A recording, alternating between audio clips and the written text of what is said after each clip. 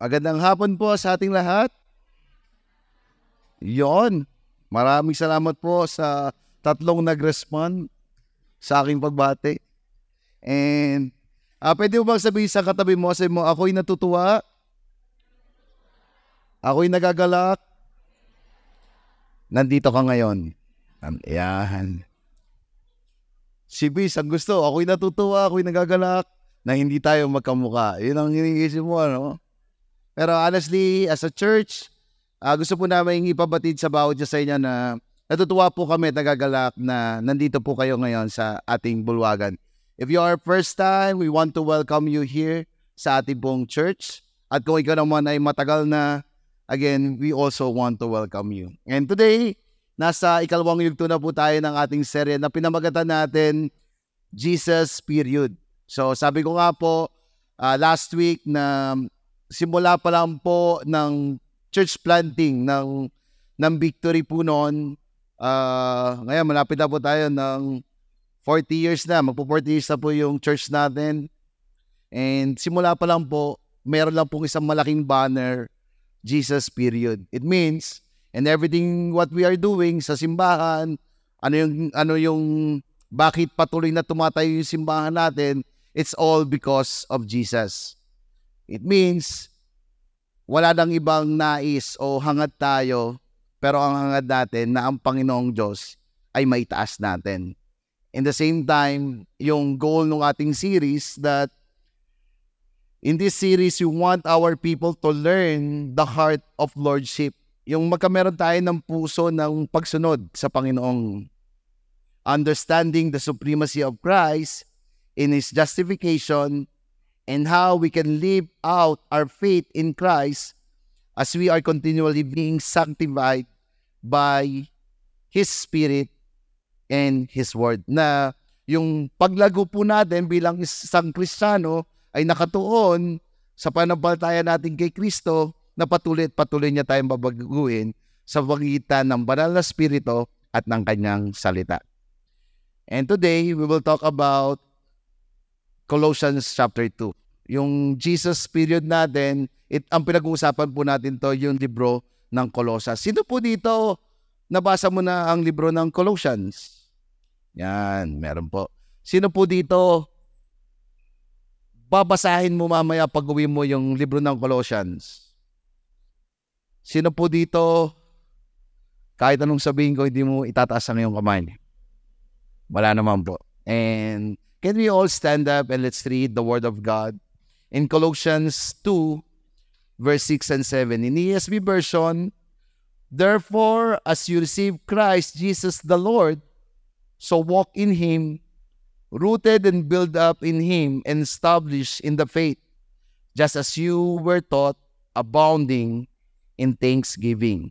In Tagalog version, kaya't yamang tinanggap ninyo si Kristo Jesus bilang Panginoon, patuloy kayong mamuhay ayon sa Kanya na nakaugat at nakatayo dahil sa Kanya, matatag sa pananampalataya kung paano kayo'y tinuruan at nag-uumapaw sa pasasalamat. Tayo po manalangin. Lord, thank you that we pray for today as we understand, Lord, na tinanggap ka namin bilang aming Panginoon at tagapagligtas, ito'y makita sa aming mga buhay.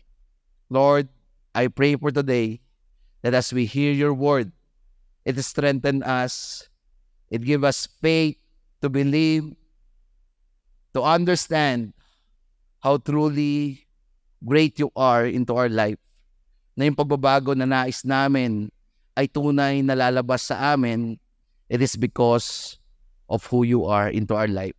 Not because of what we want, but because of who you are into us. In Jesus' name we pray.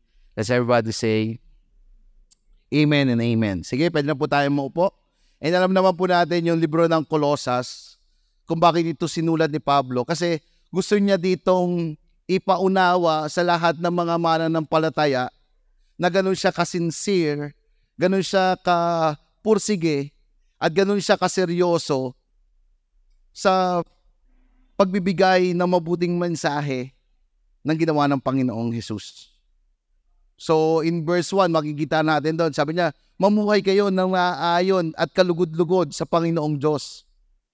Pero nung sinasabi niya yun na mamuhay kayo ng naaayon at kalugod-lugod sa Panginoong Diyos, sinabi niya na lahat ng ginawa ng Panginoong Jesus is already enough. Wala nang kailangan dagdagan, wala nang kailangan bawasan, but it is enough.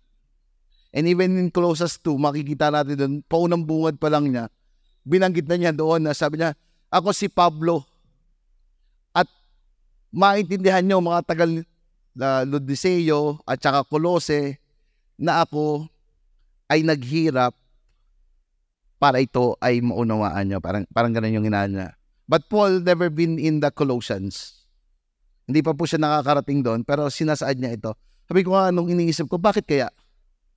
Then I found out yung verse 15 to 16 hanggang to the last, makikita natin doon yung libro ng Colossians.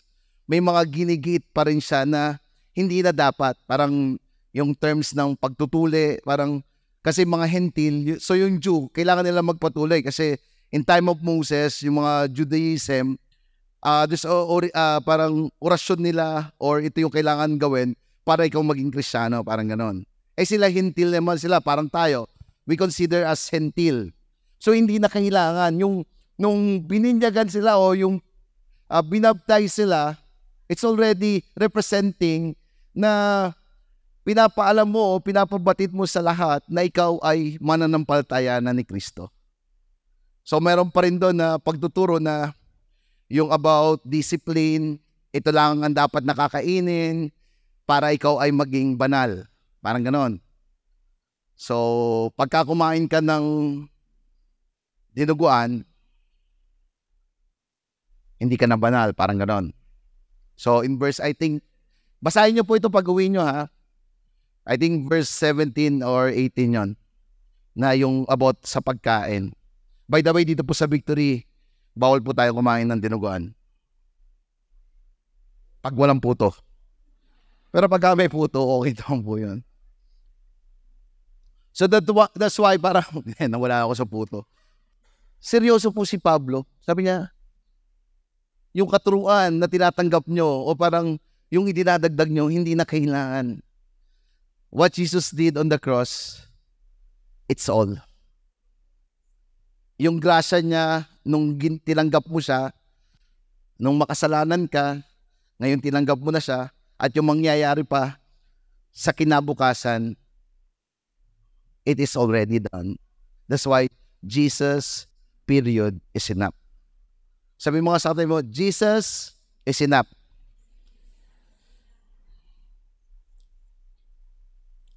What we believe who Jesus is determine how we live our life here on earth. Tama po ba?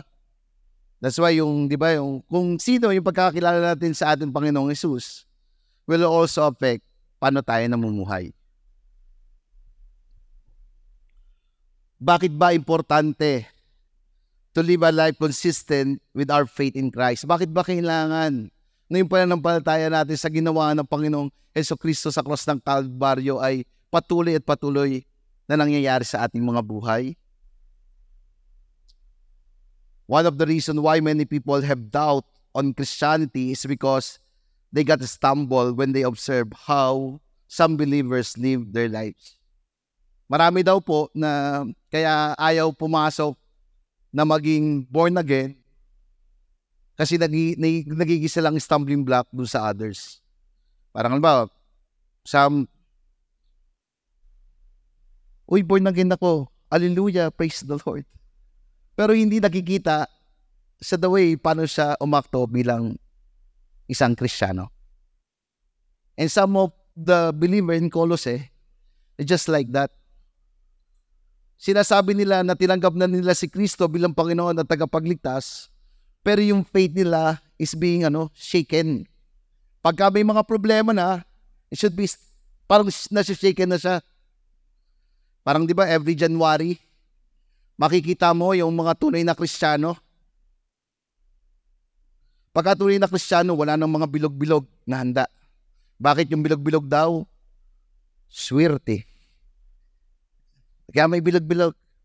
Yung iba naman, Sa tindahan, sino dito may mga business? Hope wala nang palaka na may subo-subo na tawag dito na pera. Or yung pusa na ganun. May palaka, may pusa. May daga rin ba? Wala naman. So parang makikita mo, yes, truly, we are saved by Christ. We're already converted, but yung life is not totally converted. Parang yung tiwala ay nasishaken, napapunta pa rin sa iba. But hope today, we understand that what Jesus Christ did is enough.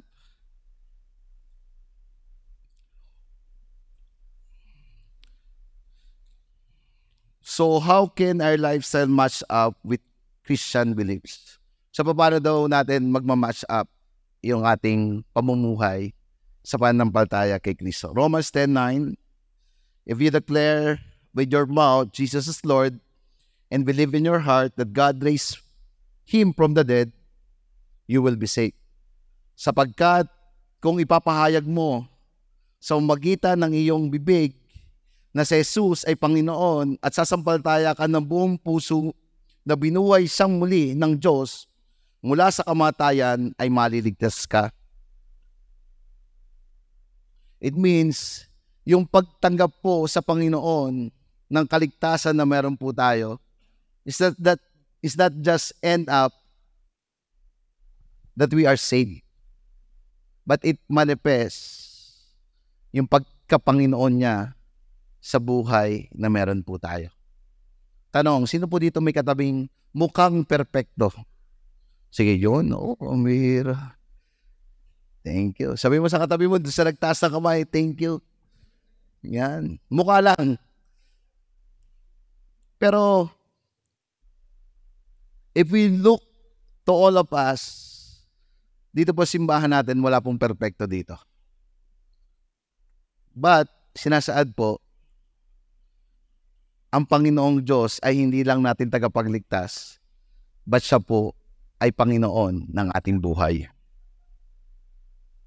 They receive, in Colossians, they receive and welcome Jesus into their lives in all His fullness.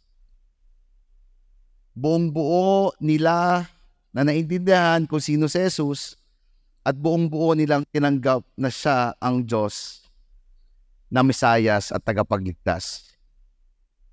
What does it mean to receive Jesus Christ as Lord? Sino po dito tinanggap mo na si Jesucristo bilang Panginoon at tagapagligtas ng iyong buhay? Yan. Thank you po. And for us, bilang mga mananampalataya, bakit po natin tinanggap siya bilang Panginoon at tagapagligtas? There's assurance na siya po yung magliligtas sa atin. Not by works, so that no one can boast.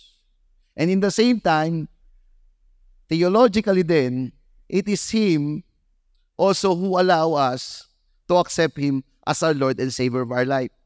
There's a timeline in God. So minsan, di ba, may mga believers, pinatanggap ko na siya. Hindi po tayo nagpatanggap doon. God used us, prompt us to share the gospel, and when we share the gospel, it is God na nagpapatanggap sa tao. Kaya po yung tumanggap tayo, it is the first and number one blessing na ating natanggap. Not all understand that Jesus is our Savior. Kaya kung Kristiyano ka ngayon, parang nagtatampo-tampo ka, ba't akong unang naging Kristiyano dito sa lahat ng katrabaho ko, lahat ginagawa nilang mali? Ako lang, Lord, ang hindi ko magawa ng mali. Pwede ba minsan gumawa din ako? Please. Sino ka lang? Parang, minsan parang nagiging alien ka. Di ba? Yung alien. Parang kakaiba ka. Lagi na lang parang gusto nilang, yun yung para sila, sa kanila natural lang. Magmura, gawin yung mga bagay. Pero pagka ikaw na, minsan nadudulas ka rin naman, piyay ka! Uto ko chita! Pero pagkabanggit mo nun, there's a conviction na pumapasok sa atin na parang ayaw mong mag-stay doon. Why? Because when we accept Christ as the Lord and Savior of our life, the God, the Holy Spirit, is also living in us already. Kaya talaga pong hindi ganoon kadali maging isang Kristiyano. Parang namumuhay tayo sa mundong makasalanan. So anong ibig sabihin nung tinanggap mo si Kristo? To receive Christ as Lord means to believe and receive Him for who He is and all that He has done for us. Kasama po natin tinanggap kung sino siya bilang Panginoong Diyos at kung sino-sin po siya at ano yung ginawa niya para sa atin. Last week, we talk about who Jesus. Si Jesus po ay hindi lang po tao, but siya po ay Diyos. Bakit? Some of the teaching ng iba, sabi ko nga, ito po ay, bakit sinabi ni Pablo, there's a heresy or maling katuruan. Sinasaad, even now, today, maraming religion po na meron tayo, tama ba? Pero makikita mo po yung pagkakaiba ng being born again sa ibang relihiyon. Ang laging sinasabi sa ibang relihiyon, kung anong ginawa mo, ito ang magpapaligtas sa iyo. Pero dito po sa atin, kung anong ginawa ng Panginoong Hesukristo, ito ang nagpaligtas sa atin. Wala po tayong ambag sa Kanya, but all ay sa ginawa niya. Ibig po sabihin, si Hesukristo po at sinabi ni Pablo that Jesus revealed who God is. Si Hesukristo ang representasyon ng Diyos Ama. Di ba, sinabi natin yan sa Colossians 1. Hindi ko lang po nalagay yung scripture, pero yun yung sinasaad. Na nung ikinukumpara si Jesus na siya yung Diyos na nandito, that time, pagka binanggit mo po yun, it represent na kung sino ang Diyos Ama, yun din ang Panginoong Hesukristo. Which is, we believe, as a Christian, we believe in Trinity. God the Father, God the Son, and God the Holy Spirit. There are one God. But God the Father is not God the Son, and God the Son is not the God the Holy Spirit, and God the Holy Spirit is not God the Father. But we have one God. That's the mystery of Trinity. 3 person, but one God. So kaya sinabi natin, God revealed who God is. Jesus rules over creation na lahat nilalang sa pamamagitan ng Panginoong Hesukristo. Jesus reign over the church. When you become a Christian, ang namumuno sa atin, our cornerstone is Jesus. He is the head, and we are part of all the body. Jesus Christ is Lord, the sovereign God over all creation, the one who has all authority in heaven and on earth. Yan po ang ating Panginoong Hesukristo. What Christ has done for us, in Colossians 1:20, Jesus has redeemed us, reconciled us to God by making peace through the blood of His cross. Na dati po tayo yung mga makasalanan, but because bumaba si Hesukristo sa lupa, para tayo po ay iligtas niya at magkameron tayong pagkakabati sa ating Diyos Ama. At ito po yung nangyari sa lahat ng ginawa niya sa cross po. What does it mean to receive Christ as Lord? It means to continue to walk in Him. At kung tinanggap po natin ang Panginoong Hesukristo, it means daw po patuloy tayong lumakad sa Kanya. So, again, meron po siyang binanggit dito about traveling metaphor, agricultural metaphor, architectural metaphor, and legal metaphor. First, sabi niya, walk in Him, rooted, build up in Him, established in the faith. So makikita po natin dito, yung una, na sinabi niya, kung tinanggap mo si Kristo, ano to, ano nga ba yung sabi natin? Present at saka, yung present tense, past tense, and future tense. Natitense ako pag ganun mga usapan. So yung muna, past tense, tinanggap mo si Kristo. Then kasunod, present perfect tense na sila doon na lumakad ka kay Kristo, being rooted, being established, at saka build up. So Christian walking in Christ by being well-rooted like a tree, so solidly built like a house, confirmed and settled like a legal document, and overflowing like a jug full of wine. So first, paano daw mamuhay ng naayon sa pagkapanginoon ng Panginoong Diyos? Sabi po dito, walk in Him. In Colossians 2:6, therefore, as you receive Christ Jesus the Lord, past tense, walk in Him. Sapagkat tinanggap na ninyo si Kristo Jesus bilang Panginoon, mamuhay kayo sa paraang karapat-dapat sa Kanya. It means, continue to walk in Him. Sinaad niya po dito, nung tinanggap mo si Kristo, hindi lang totally nag-convert ka lang ng religion. But sinasaad niya dito, mamuhay ka ng naaayon sa nais ng Panginoong Diyos. Sabi niya po, walk in Him. Hindi po walk to Him, but walk in Him. Mamuhay tayo na kasama natin si Kristo. Magkaiba po yun na mamuhay ka na malayo si Kristo sa iyo.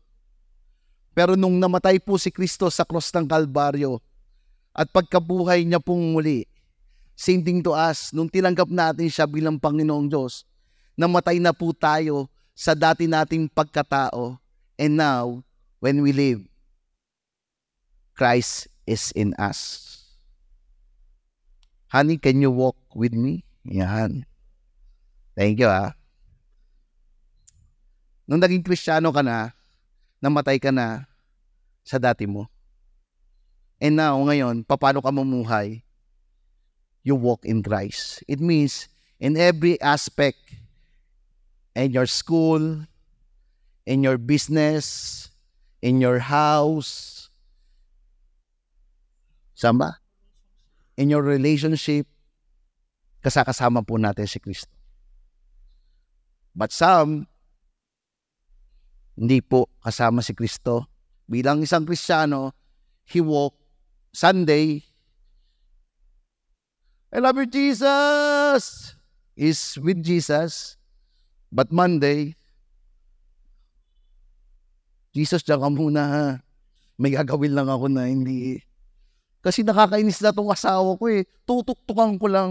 Lagi nagagalit sa akin, Hindi ikaw yun, ha? Example ko lang.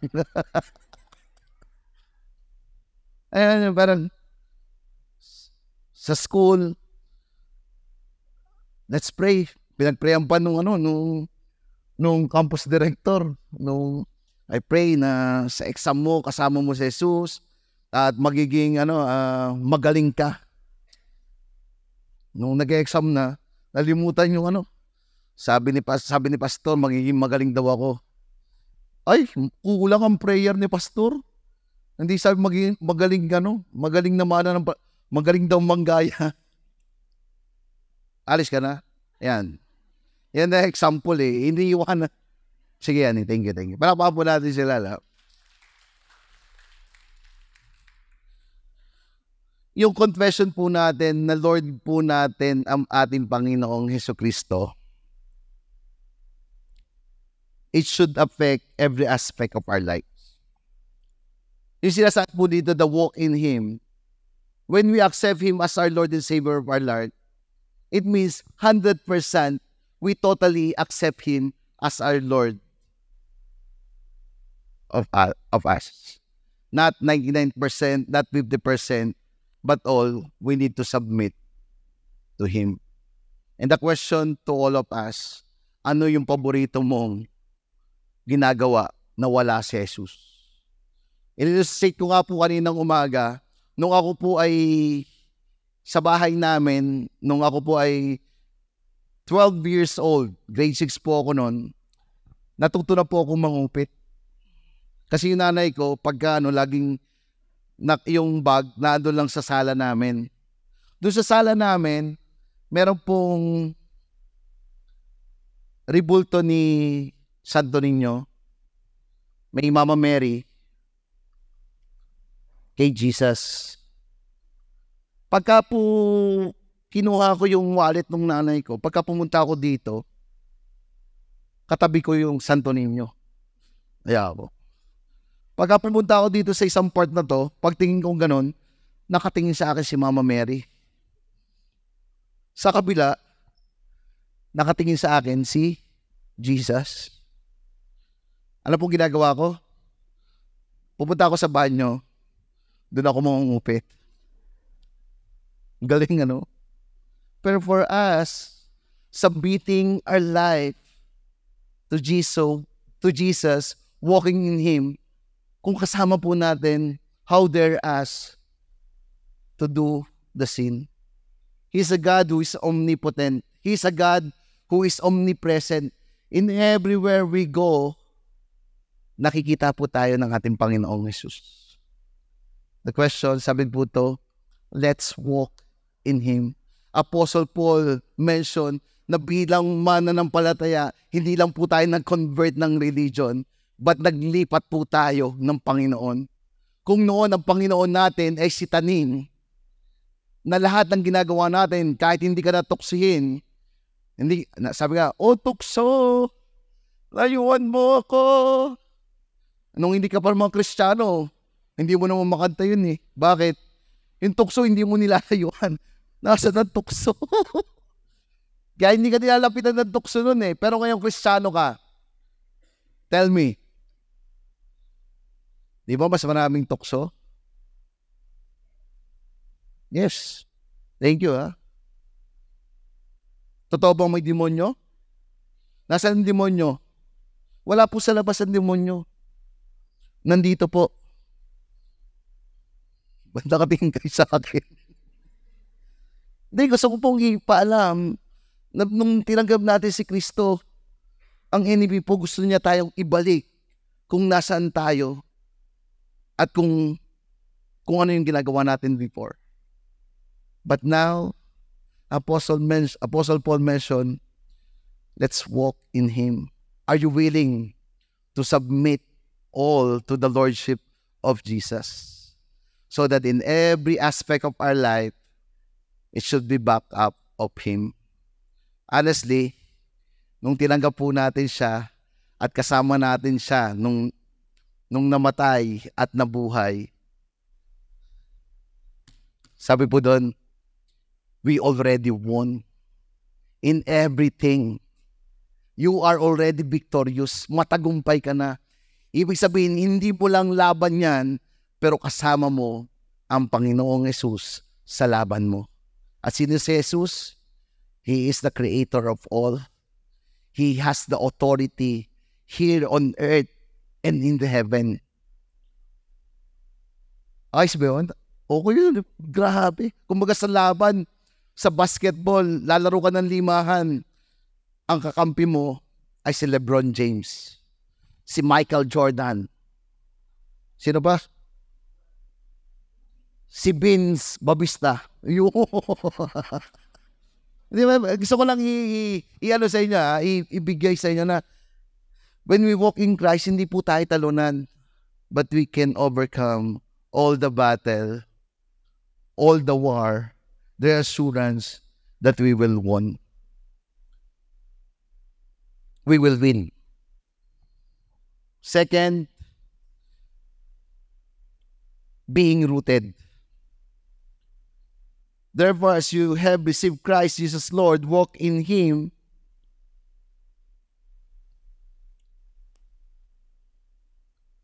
And being rooted.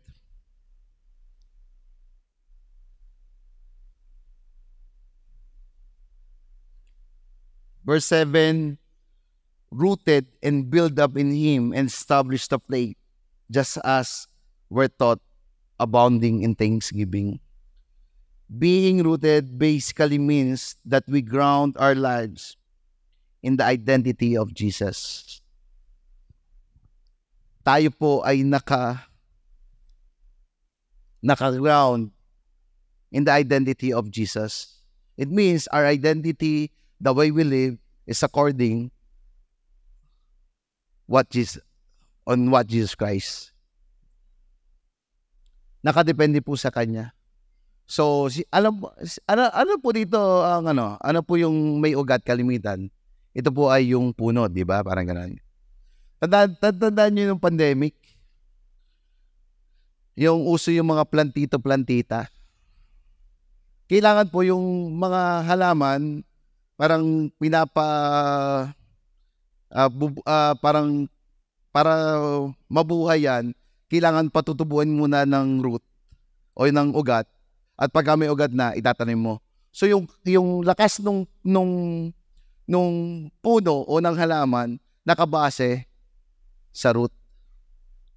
So the more it been rooted, mas malalim, hindi po ito basta-basta makukuha o mamamatay. So yung nutrient ng halaman, yung source niyan, nakabase sa lalim ng pundasyon. And sinasaad po dito, let's being rooted to the Word of God. As we've been rooted in the Word of God, yung faith na meron tayo will being established. Sabi dito, being rooted. Malalim na pananampalataya. And it will happen when we pray. It will happen when we believe in Jesus. It will happen when we read the Word of God. Pagka wala po tayong pundasyon, pagka hindi po tayo rooted, ang bilis pong mamatay ng pananampalataya na meron tayo. Kami po lagi sa mga volunteer na meron tayo, lagi namin inaas, bakit mo ginagawa ang bagay na ginagawa mo? Ang sagot lang po, simple. It is because of Jesus. Kung hindi po si Jesus ang rason kung bakit ka nandito, ba't ka nandito? Kasi pastor, andito yung crush ko. So pagka tinataas ko yung kamay ko, kaya ako tinataas yung kamay ko para mapansin niya ako. Nako, you're not being rooted to Jesus, but you're being rooted to the person. But for us, it should be rooted in Jesus. Yung rooted po, mas malalim. The more we spend time into His Word, the more we will be rooted. Ang tanong, saan ka kumukuha? Sino yung source mo o saan ka kumukuha? If your source is about, kailangan ko sumunod sa Diyos para ipagpalain niya ako. Sabihin ko po sa inyo, hindi tayo tatagal sa pagsunod sa Kanya. Tanda ko nung silal, uso pa nun yung mga plantito-plantita. Bumili kami ng mayroong mga mahal May tigsi 50 pero merong isa siyang binili around 250 pesos. Parang, herbs ba yan? Sige. Pero plants pa rin naman yun. Herbs yun. Herbs daw. Sige. Ito na.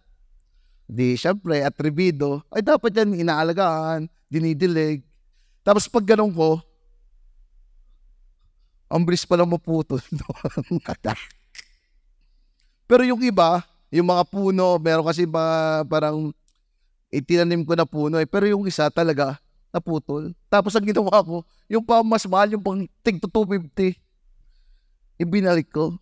Tapos nung kinabukasan, sabi nila, nakakatuwa namang itong isang binili natin, 50 lang, pero ang lago-lago na, lumalaki. Tapos yung isa, parang patay ito. Ay, nako. Paano naputol? Paano naputol yung ugat? Wala na talaga. Patay na. Nakakatawa, no? Nakakatuwa. Pero same thing into us. When we don't know the source of we have, kung tayo umattend lang sa church just because we want for pero it's not about Jesus. It is, yung faithful natin will not be established. We need to be rooted into the Word of God. Third, overtime na tayo, pero in other words, the deeper our roots are in Jesus, the wider our branches will be out blessing, encouraging people. The more we abide ourselves to Jesus, will be more fruitful. Sabi doon sa John, abide in me and I will abide in you, and you will be fruitful. Are you rooted in Jesus, or are you rooted in something else? Who is the source of our strength? Who? The source of our strength is not the person beside you. It's not the giftings, talent that you have, but the source that we had, it's only Jesus. Third, build up in Him. Build up is a metaphor of construction. Parang ganito yan. Pagka nagtatayo ka ng isang gusali, para magkameron siya ng matibay na built-in, kailangan malalim din yung pundasyon na meron ka. Tama ba sa mga arkitekto? Pero kung ang pundasyon mo ay hindi nakabase o nakatuon sa Panginoong Hesus, sabi po doon, it will easily shaken and it easily fall. Katulad yung yung Leaning Tower of Pisa. So yung Leaning Tower of Pisa, di ba? Because yung foundation na hindi malalim, hindi established, ano po nangyari doon? Nag-lean po siya. So nung nag-lean po siya, mas mahal pa po yung ginawa para manatili po siyang nakatayo. Bakit po walang malalim na pundasyon? And same thing to us. As a church, we should know the one who build this church. It is Jesus. Sabi niya kay Pedro, and on this rock, I will build my church. Who is our builder? It is Jesus. Sabi doon, and the Hades will not overcome us. Kung si Jesus po yung pundasyon na meron po tayo, we will be built up in Him. Magiging matatag po tayo. Sa ating po simbahan, sinong head natin? It is Jesus.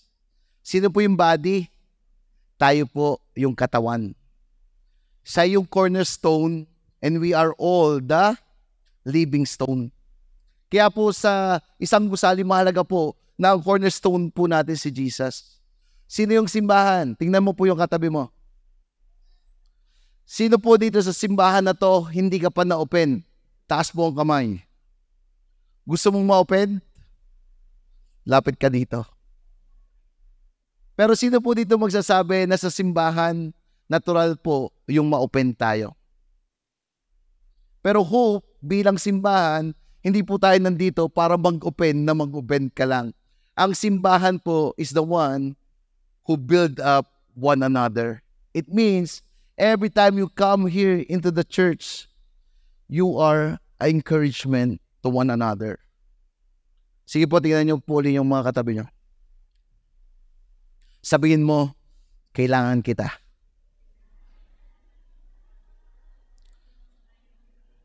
Sige po, pwede ba tayong tumayo po tayong lahat? Sige. Get someone na hindi mo kakilala. Get a partner. Sige po, kuha po tayo ng partner. Maganda hindi nyo kakilala. Yung mga matatagal na dito, kuha po kayo ng alam nyo na bago. Sige. Yan. Wala si Brian. Napita mo si Brian.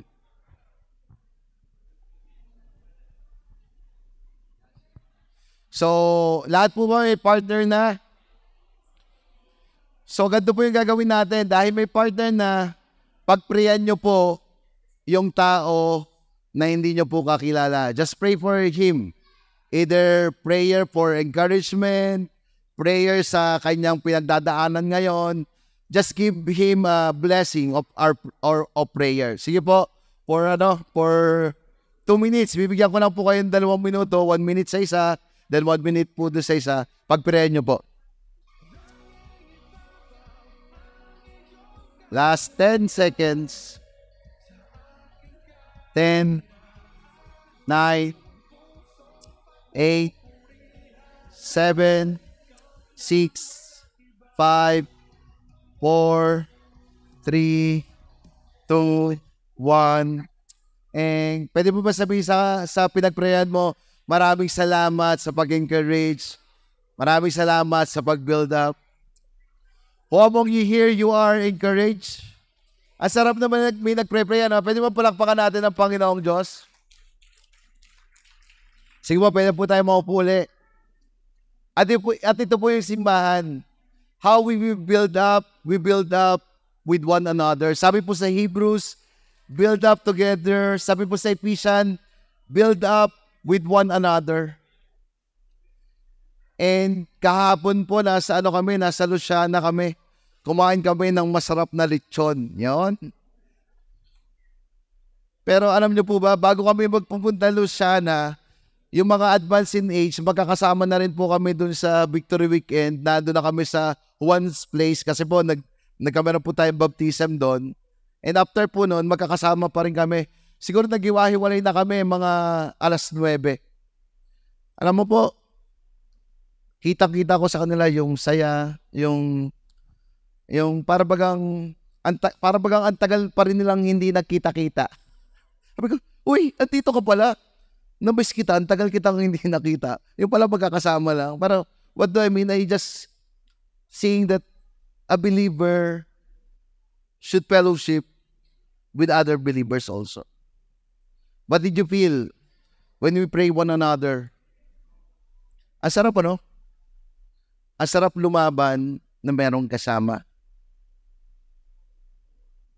Ako po, nung bago po ako dito sa simbahan, I just want to thank them doon sa mga tao na nandyan. Hindi po nila ako tiningnan bilang preacher. Hindi po nila ako tiningnan kung paano ako mag-lead. Kasi kung doon po sila nakatingin, I don't think so that they will follow. But they believe na ako ang tinalaga ng Panginoong Diyos dito bilang pastor. And being a pastor, they respect me. And they build me also. Same thing to you. Every time na nakikita ko po kayo dito, every time nakikita ko po na may mga magandang nangyayari sa buhay nyo, na nangyayari po yung layunin ng Panginoong Diyos sa buhay nyo, I am encouraged. Sabi po sa Bible, some apostle, some to be a evangelist, preacher, teacher, shepherd, to equip believers and to build up one another. Everybody of us have a gift. Meron po tayong mga gift. Kanina, there's a gift of intercession. Maari yun yung gifting mo. Some of you, gift of generosity. You being generous. Some of you have a gift of leadership. Some of you have a gift of encouragement. Or some of us, parang katulad ko, gift of exchange gift. Ang corny talaga eh. Siguro may gift ako ng pagpapatawa kahit corny. Yan, parang ganun. But we need one another. Yung giftings mo, wag pong manatili na sa'yo lang. But i-share po natin sa iba. Thank you for being part of this church. And we need someone to be built up and build up with one another. Last, establish in the faith. To be established is to be strengthened, to increase inner strength with the implication of greater firmness and character of attitude. Ibig po sabihin, in being established in the faith, it matter how we walk in Christ. It matter how we've been rooted. It matter how we've been built up. Now, you are established in faith on what Christ did. Sabi doon, hindi na kailangan lagyan pa ng pundasyon yung already na naitayo na.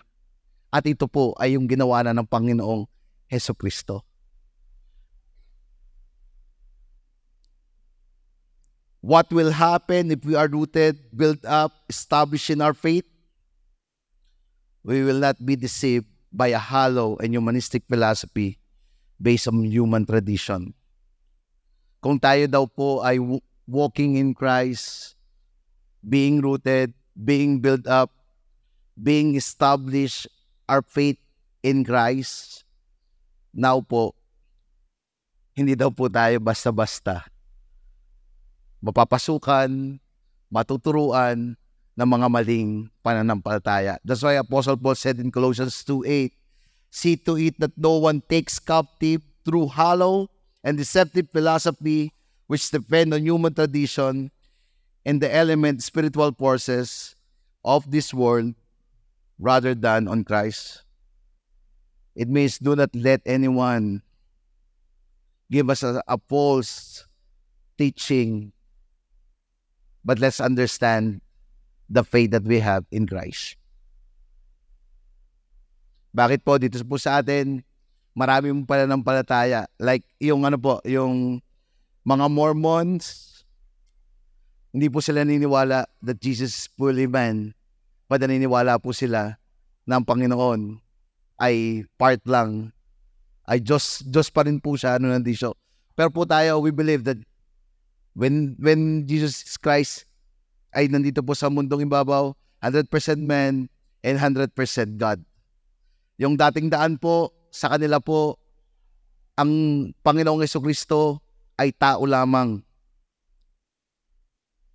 Yung iba naman po, ang Panginoong Diyos po nila ay tradition lamang. But for us, iba po yung ating Panginoong Jesus. He is the one who died on the cross for all of us so that tayo po ay ma-forgive, so that tayo po ay walang bahid na kasalanan. As I end, conclusion, abounding in thanksgiving. The result of being rooted, built up in Christ, and established in the faith is abounding in thanksgiving. Overflowing with thankfulness is our gratitude to God for the grace and salvation we have received through Christ. Yung maunawaan po natin, maintindihan po natin, yung tanging ginawa ng Panginoong Hesukristo ay enough na. We will end up daw po ng pasalamat ng nag-uumapaw. A greater grasp of grace will lead to a greater heart of thanksgiving. A greater understanding of God's grace will lead to a greater sense of gratitude. The more we understand that God has done for us in Christ, the more we will be thankful. Kung maintindihan po natin na yung ginawa ng Panginoong Jesus ay sapat na, the more daw po tayo magpapasalamat sa Kanya. Sabi po ni David Brooks, gratitude happen when some kindness exceeds expectation, when it is undeserved. Gratitude is a sort of laughter or the heart that comes about after some surprising kindness. So kung tayo daw po ay nakatanggap ng kabaitan na hindi mo ina-expect na sobra-sobrang kabaitan, you will end up more being grateful. Tama ba? Parang ganito yan eh. Balikan natin uli. Chester, maging masaya ka. Kasi mamaya, ililibre kita ng hapunan. No? Tuwa si Chester.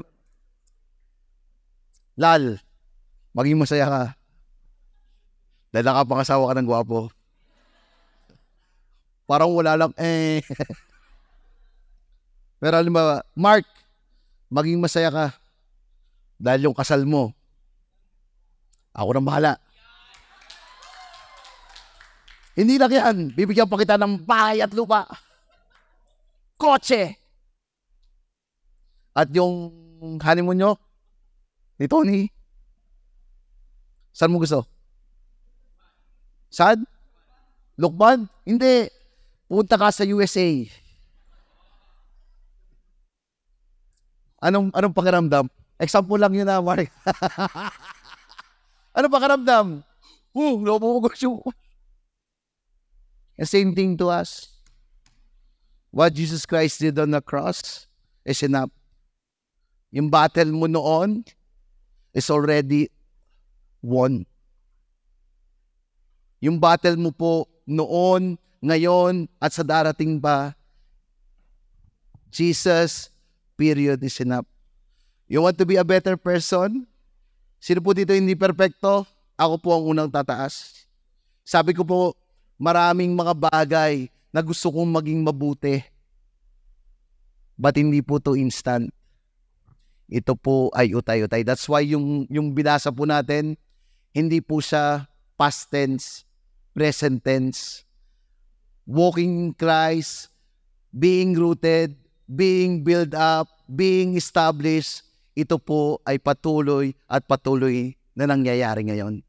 Posible ba na maging mabuti yung pastor nyo? Yung pastor nyo na. Posible ba na maging mabuti tayo? Posible ba na ma-overcome natin yung mga struggle na meron tayo? Ma-overcome natin yung mga problema na meron tayo? It is possible. Because sabi ng Panginoong Jesucristo, bago siya mamatay, tetelestai, it means it is finished. Can we all stand up? If you're the person na nandito ka ngayon, na naiintindihan mo, naunawaan mo, na kailangan mo ang Panginoong Jesucristo sa buhay mo, as everybody close our eyes, I want to pray for you. Nais mo ng magandang buhay, nais mo ng kapatawaran. Sa Panginoong Diyos po, ito ay simple lamang. Pero ang nais po ng Diyos ay magkameron tayo ng tunay na relasyon sa Kanya sa pamamagitan ng pagtanggap natin na si Jesucristo ay ating Panginoon at tagapagligtas.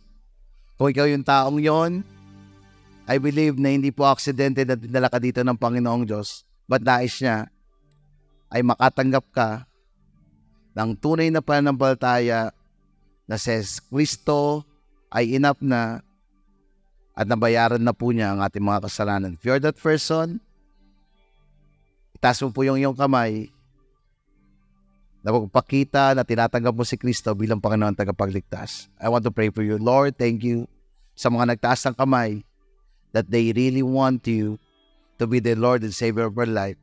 We believe that you died on the cross and after 3 days, you rose again, proving that you are a son of God. And because of what you did, we have eternal life. Baba niyo na po yung kamay na tinasyo. Lord, thank you for the person na nagtaas ng kamay. I pray that bigyan mo sila ng tamang tao na mag-aakay sa kanila sa kanilang pananampalataya. And now, as I end, sino po dito you want na isurrender ang iyong buong buhay sa pagkapanginoon ng ating Panginoong Jesus? And if you are that person, I want to pray for you. Lord, thank you. We want to give you all. Thank you, Lord, for what you did on the cross. Thank you, God, for the transformation that you are going to do to all of us. And because you did all on the cross, there's assurance. Meron pong assurance na nakatagumpayan sa hinaharap. Maybe some of you, nandito po kayo, you are in need financially. Some of you, you are in need na maayos yung relationship. Some of you, you are in need ng grasya ng Panginoong Diyos upang masabi mo sa kasalanan na kasalanan, ayaw ko na sa iyo. As you give all to Jesus, same thing. Nung namatay po siya sa cross ng Kalbaryo at pagkabuhay niya muli, it shows na na-overcome na ng Panginoong Jesus ang ating kasalanan. And now, because you accept Christ as Lord and Savior of your life, the strength na meron po ang Panginoong Diyos, the power na meron po ang Panginoong Jesucristo ay nasa atin na. And I will give you the assurance that we entrust to the Lord. It is already done. It is already finished. There's a victory upon victory in our battle. The battle is not ours, but in Him. Lord, thank you. We will shout for you, God. We will shout for our gratitude, for our thankfulness of who you are into us. Lord, thank you for the victory upon victory that will happen into us, Lord. And today, as your sons and daughter, we will shout of praise to you, God, that truly we want to worship you as a church. In Jesus' name,